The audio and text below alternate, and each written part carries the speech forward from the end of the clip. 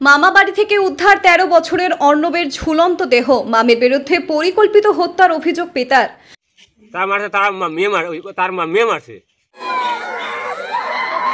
পাঁচগ্রাম কালীবাড়ি রোডে শনিবার পড়ন্ত বিকেলে ঘটল এক হৃদয় বিদারক ঘটনা। গলায় ফাঁস লাগানো অবস্থায় উদ্ধার করা হলো ১৩ বছর বয়সী এক নাবালকের ঝুলন্ত দেহ।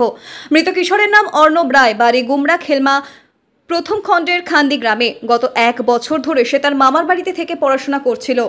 শনিবার বিকেলে হঠাৎ অর্ণবের বাবা নিরঞ্জন রায়ের কাছে ফোন করে তার মামি জানান অর্ণব নাকি আত্মহত্যা করেছে।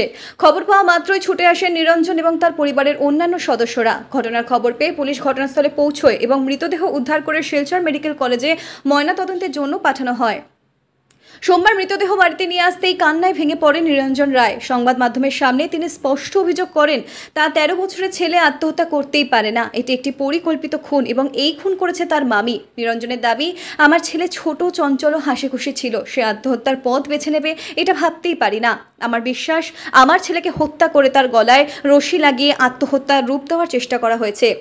এই ঘটনায় চাঞ্চল্য ছড়িয়েছে গোটা এলাকায়। সোমবার শতাধিক গ্রামবাসী একত্রিত হয়ে ঘটনার তীব্র প্রতিবাদ জানান এবং ঘটনার সঠিক তদন্ত, দোষীদের কঠোর শাস্তির দাবি তোলেন। যদিও এখনো পর্যন্ত পুলিশ আত্মহত্যা নাকি খুন তা নিশ্চিত করেনি, তবে তদন্ত চলছে বলেই জানানো হয়েছে। এলাকার মানুষ আশাবাদী পুলিশের নিরপেক্ষ তদন্তেই সামনে আসবে এই রহস্যজনক মৃত্যুর আসল কারণ।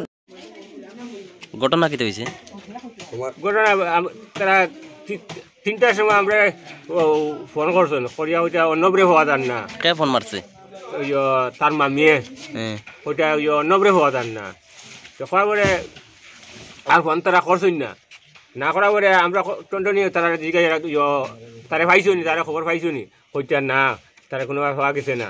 এবারে তোমার ও সন্ধ্যার সময় ওই 6:30টার সময় আমরা বার হয়েছি, টিকর ভাড়া অতটুক গেছি, যাবার পরে হইটা তারা হওয়া গেছে গলাত ফাঁস লাগাইল। এবারে এখন তোমার তার ধারণা কি তার রহস্যজনক মানে না তার উপযুক্ত আমরা বিচার চাই। মানে হত্যা করা হয়েছে না মানে আত্মহত্যা করছে? কেউ মারছে না? তারা মারছে, তার মেয়ে মারছে। তুমি তাই সন্দেহ করা যে তারা তার মামির নাম কি তা? মিনতি রায়। ঠিক আছে। জঘন্য ঘটনা ঘটেছে, আমরা সবাই এখানে অনুভব করতে পারছি। এটা পরিকল্পনা করে এর মার্ডার করা হয়েছে। তো এই এখন বর্তমানে স্কুলের একজন ছাত্র, 13 বছর বয়স, তার জঘন্য কাণ্ড, যে অপরাধী যারা এই যে জঘন্য কাণ্ড করছে তার এখন এই বয়সে স্কুলে ছাত্র এর ব্যাপারে আমি প্রশাসনের কাছে দৃঢ় দাবি রাখছি। এই নেক্ষারজনক যে মার্ডারটা হয়েছে, এটা পোস্টমর্টমও রিপোর্ট আছে, আমি প্রশাসনের কাছে এই দাবি রাখছি এটা অতি সত্বর তদন্ত করে দোষীদের শাস্তি করার জন্য আমরা গ্রামবাসী সবাই দাবি রাখছি।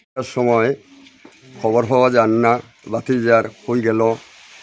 এরপরে প্রায় 6টা 6:30টার সময় খবর পাই, আমার ছোটো ভাইয়ে ফোন করিয়া কইছে যে খবর পাওয়া গেছে, তার গড়ের পিছনে ফাঁসি অবস্থায় পাওয়া গেছে।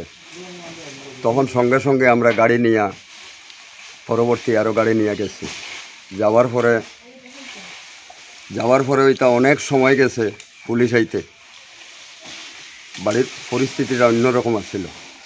এখন আচ্ছা তোমার ধারণাটা কি তা? ধারণাটা ওইটাই, আমরা ওইটার সন্দেহমূলক দেখা যায়। তার পরিবারের তার যে আছে, মামা আছে, মামি যে আছে, তার উপরে আমরা একটু সন্দেহ আছে। মানে পরিকল্পিতভাবে এই ঘটনা ঘটছে। তোমার দাবি কিছু প্রশাসনের কাছে কোনো দাবি আছে? তোমার প্রশাসনের কাছে তো দাবি আছে, পরবর্তী আমরা জানাই করিয়া উপযুক্ত শাস্তি চাই। গ্রামের ছেলে যে নিরঞ্জন রায়, ওনারই ছেলে, 13 বছর বয়স হয়েছে। এত নিন্দনীয় ঘটনা হয়েছে, আমরা সবাই এই ঘটনা শুনে আমরা খুব দুঃখিত যে এ ধরনের ঘটনা আমার এই বয়সের মধ্যে আমি কখনো শুনিনি, অথচ দেখিনি যে আমাদের গ্রামবাসীর এলাকার ঘটনাটা হয়েছে পাঁচগ্রাম কালীবাড়ি রোডে। এই ঘটনার যে ঘটনা হয়েছে, কাছারের যে এসপি মহোদয় যে স্যার আছে, ওনার আমি দৃষ্টি আকর্ষণ করে বলছি যে এই ঘটনার জন্য অতি সত্বর তদন্ত করা হয়। যে দুষ্কৃতী যে ঘটনা করেছে তাকে যাতে কঠোর যাতে শাস্তি দেওয়া হয়। এই যে 13 বছরের যে ছেলে, এ কী দোষ করেছে? এখনও তো কোনো দোষের যে দোষ করবো যে কাউকে মারবো এই জন্য দোষের উপযুক্ত তো হয়নি।